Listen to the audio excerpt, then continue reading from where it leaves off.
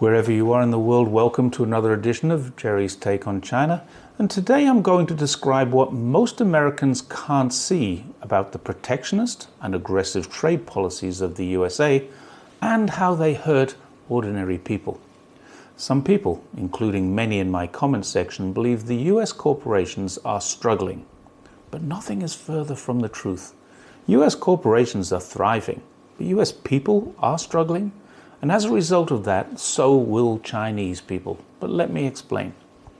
US companies, and therefore the US economy, are in robust shape.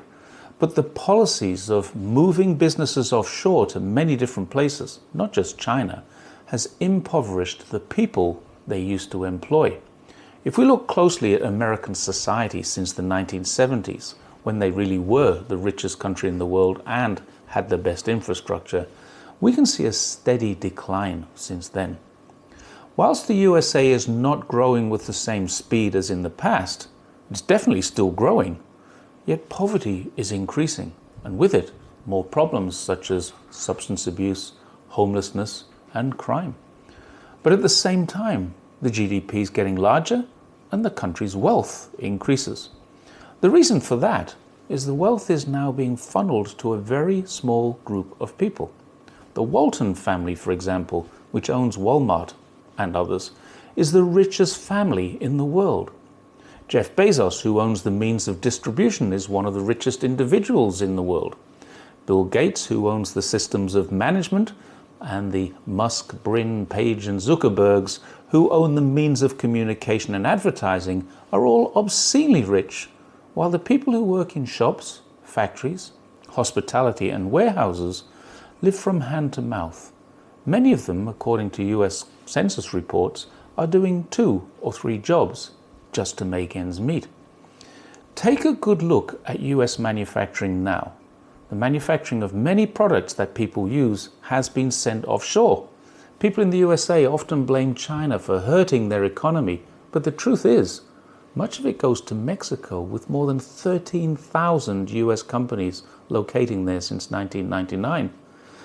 But the USA is still the second largest manufacturing country in the world, with 16% compared to China's 28.4%. However, much of what's left in manufacturing relates to automobiles, where many of the parts are imported and the cars are assembled there rather than manufactured. And of course, USA builds aircraft and military equipment. Take a walk around any supermarket in the USA and look for what's made in America.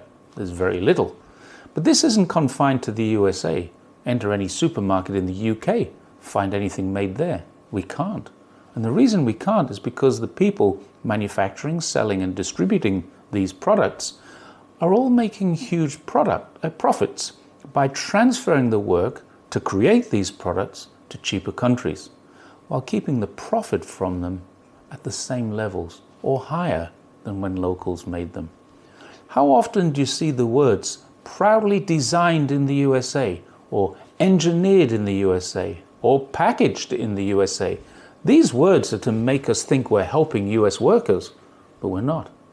Apple, which manufactures almost nothing in the USA, is the most profitable company in the world. They've been talking since 2014 about building a factory in the USA, but they still haven't done it. Their products are made all around the globe and mostly assembled in China, and they are moving some manufacturing out of China, but none of it back to the USA.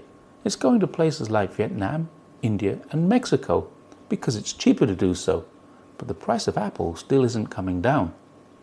The benefits of that wealth trickle down only to the shareholders, or they remain in the CEO and the executive bonuses. Even products which we might find in supermarkets proudly labeled as made in the USA are usually made not with American labor, but with imported cheap labor or prison labor, which is a multi-billion-dollar industry. In the USA, agricultural industry, the number of legal migrant workers is almost a quarter of the employees. Another quarter are family and farmers, and the rest are mostly contract, short-term laborers or undocumented and illegal workers. This is true of Australia too, with farmers' families and migrant labourers who are paid less than locals. It was certainly true of the UK, where many came from the poorer regions of the European Union, and when they stopped coming, that caused chaos for farmers who were unable to gather the crops. The idea that China has stolen anyone's jobs is ludicrous. If anyone has stolen jobs, it's the people who moved the production offshore. These companies aren't going out of business because China is taking that business away. They're becoming more profitable because they've found cheaper workers to make their products. And what's worse, we're paying more for the products because savings are used to increase profit rather than passed on to the customers. Western politicians and media at the same time accuse China of exploiting Uyghurs or sweatshop working conditions, but nothing could be further from the truth. The UK exploited impoverished migrants from Europe, the USA does exactly that to Latin Americans, and Australia does the same to Pacific Islanders or any tourist who looks for a work and travel visa. This history of exploitation of imported labour is not new. It dates back to before slavery. All through the development of the West, the exploitation of workers in India or Hong Kong by the British, the slave trade in the Americas.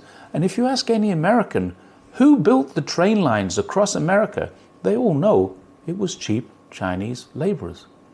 But notwithstanding the long history of labor exploitation, in my own lifetime, we've witnessed the largest transfer of wealth from the many to the few. And this is why they blame China and want us to vilify China, because the people who have amassed the riches are in charge of what we read, see, and hear. They don't want the many victims they have created to understand this, but we should, because those victims are us.